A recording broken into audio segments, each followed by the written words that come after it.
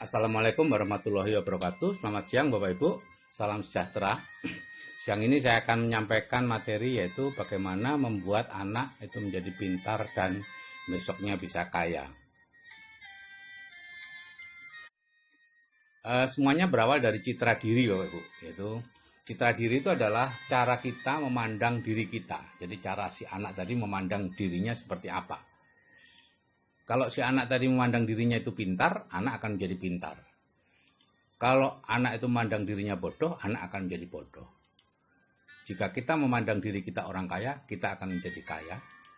Jika kita memandang diri kita orang miskin, kita akan menjadi miskin. Ya. Orang yang memandang dirinya miskin itu biasanya ya sering sambat, sering ini mahal, itu mahal, dan sebagainya. Nah, terbentuknya citra diri itu seperti ini Bapak Ibu. Pada saat usia 0 sampai 7 tahun, ya, itu semua masuk yang dari panca indera itu diserap dan menjadi dasar pola pikir atau citra diri kita. Ya. Kemudian umur 7 tahun itu mulai ada filter. Ya. Yang menjadi filter adalah bahan-bahan yang masuk sebelumnya. Artinya segala sesuatu yang cocok dengan filter itu dimasukkan, yang tidak cocok akan dibuang. Ya. Nah, usia 13 tahun filternya sudah jadi dan sempurna pada usia 18 tahun.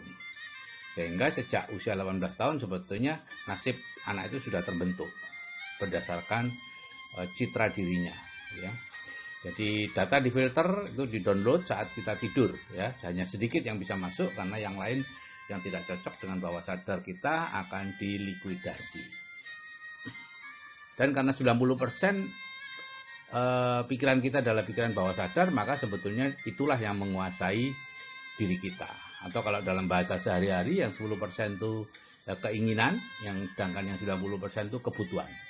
Ya, jadi bukan keinginan kita yang dikabulkan, tapi kebutuhan kita. Nah, sekarang ini contoh nih terjadinya citra diri bodoh. Ya, semua diawali misalnya Abdul mendapat nilai buruk di satu mata pelajaran, matematika atau apa. Nah, itu satu kaki. Ya. Dia melihat, oh nilai saya buruk, berarti saya bodoh. Bawah sadarnya seperti itu. Tapi baru satu kaki, belum seimbang, gitu ya.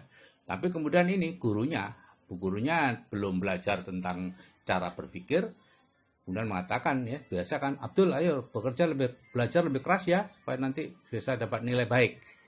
Tujuannya bagus merangsang Abdul, tapi secara ternyata itu kontraproduktif karena bawah sadar si Abdul akan mengatakan, oh berarti saya bodoh ya, sehingga perlu belajar lebih keras. Nyatanya hanya saya yang diingatkan oleh bu guru, yang lain-lain tidak, gitu ya. Dua kaki terjadi, ya. Dua kaki citra diri bodoh mulai jadi.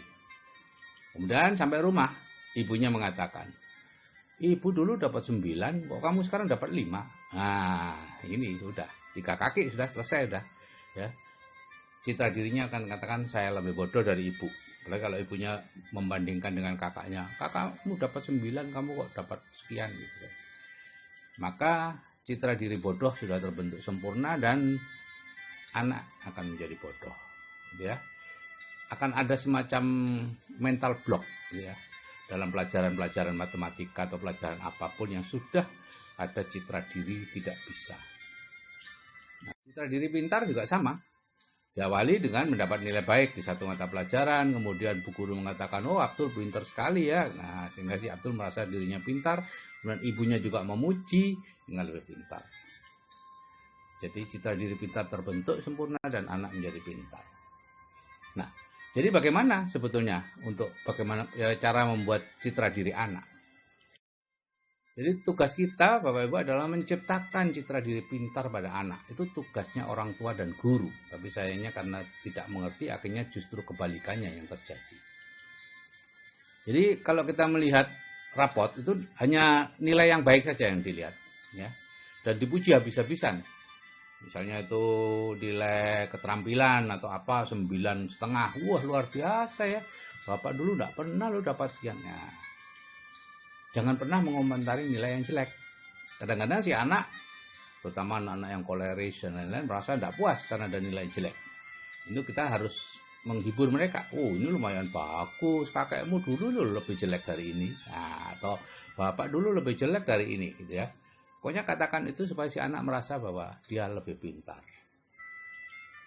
Kalau ulangannya jelek ya cari alasan yang bisa menjelaskan mengapa itu terjadi. Oh enggak apa-apa, itu dulu kamu ingat ibu itu kamu sakit waktu itu. Nah, atau malamnya kamu capek banyak tamu. Nah, atau apapun lah. Pokoknya bukan karena faktor si anak itu sendiri tapi faktor luar yang menyebabkan nilainya jelek. Kalau hasil ulangannya bagus sebaliknya, wah puji habis-habisan, kalau perlu dipigura itu. Ya, cantolkan di tempat belajarnya dia supaya jadi kebanggaan. Jika tidak pernah mendapat nilai baik di sekolah misalnya, ya buat ulangan sendiri di rumah. Anak, ayah, ibu, kakak yang mau diajak kerjasama, kemudian bagaimana caranya dibuat supaya nilai yang terbaik ada pada si anak itu. Dengan begitu dia akan merasa terus sebagai orang yang pintar dan lama-lama akan jadi pintar. Bapak Ibu, banyak orang tua yang mengambil jalan pintas supaya anaknya pintar dileskan. Itu kontraproduktif Bapak Ibu. Karena begitu Bapak Ibu mengatakan si anak perlu les, berarti Bapak Ibu sedang mengatakan si anak itu bodoh. Ya, jadi jangan memberi les privat ke anak ya, kecuali materi di luar pelajaran. Misalnya les balet, les bahasa Inggris atau les main piano atau apa gitu ya. Karena kalau kita memberi les si anak di mata pelajaran yang biasa ya, kita seperti menganggap si anak itu bodoh. Nah kalau anak yang minta dileskan, itu jangan langsung dituruti ya. Kita yakinkan dulu bahwa dia itu pintar sebetulnya. Nah, kalau dia ngotot, kemudian menyalahkan kita tidak mau membiayai dan lain-lain, barulah dia kita leskan. Jadi ngeleskan anak jangan berasal dari orang tua, tersirat ataupun tersurat. Nah ini tahapan dalam hidup Bapak Ibu, yaitu pendidikan, pekerjaan, dan hasil. Ya. Setelah kita sekolah, kemudian kita bekerja, dan dari situ harusnya mendapat hasil. Penghasilan ya mungkin 100 juta, tabungan 2 miliar, rumah 2 hektar, mobil 3, umroh tiap tahun, bangun masjid, anak asuh, dan lain-lain. Itu hasil. Yang jadi masalah adalah ada garis di situ ya, yang tidak bisa kita tembus. Karena apa? Karena kita sejak kecil tidak pernah dibiasakan melihat hasil. Ya, kita hanya berhenti di pekerjaan. Ya. Ini akibatnya apa? Ya ini, pekerja dan pendidikan itu bolak-balik di situ aja. Sekolah, kemudian jadi guru, kurang pendidikannya, sekolah lagi, kemudian jadi ini, pendidikan lagi, S2, kemudian S3, S4, S-Teller, dan seterusnya. Proses saja Bapak Ibu yang dilakukan. Hasil tidak diperhatikan.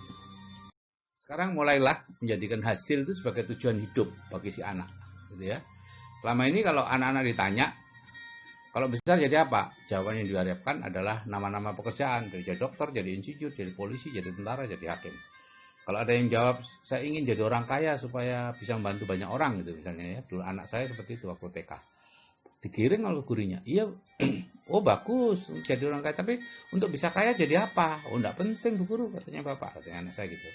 Nah misalnya Caca ingin kaya, apa mau jadi dokter seperti bapaknya? Gitu ya. Anak saya jawab, bapak aja berhenti gitu ya. Itu Bapak Ibu ya. Dan karena kita sejak kecil didoktrin untuk menjadi pekerja mencari uang gitu ya, maka ya akibatnya kita harus terus-menerus bekerja Bapak Ibu. Di mana kita fokus, disitulah yang akan kita dapatkan ya. Pensiun dari guru negeri ya mengajar di swasta atau memberi les privat. Pensiun sebagai tentara jadi satpam, terlalu tua ya kemudian jadi pulang ke kampung gitu ya. Pensiun dari pejabat menjadi konsultan, mengajar di universitas swasta dan lain-lain. Terus menerus seperti itu. Kalau ditanya kenapa kok bekerja lagi, dijawab dengan alasan macam-macam gitu ya. Satu alasan yang sebenarnya tidak pernah dikemukakan, yaitu membutuhkan penghasilan tambahan. Padahal itu yang alasan sebenarnya, tapi kita selalu beralasan supaya otaknya masih terpakai, supaya ilmunya masih dipakai, supaya masih bermanfaat untuk orang lain dan sebagainya.